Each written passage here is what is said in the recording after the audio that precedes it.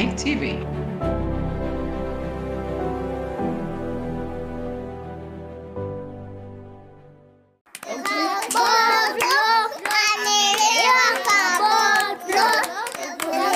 Umetumwa.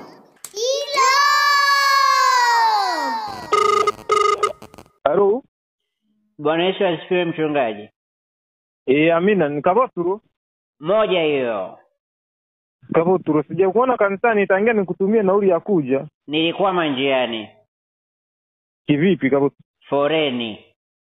Foreni mwezi mzima kweli? Yaliyopita si ndwele mchungaji, ila leo nina dili.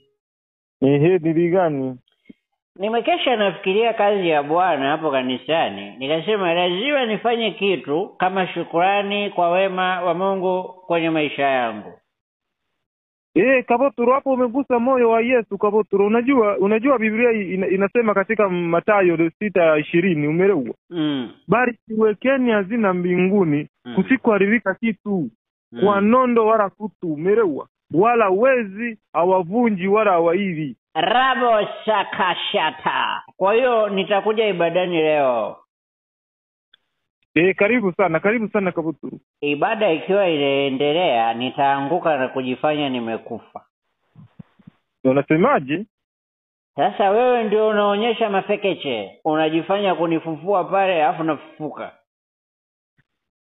Halafu watu wanaweza kupiga shangwe pale. Ametenda mema huyo Yesu, ndio maana leo namtukuza.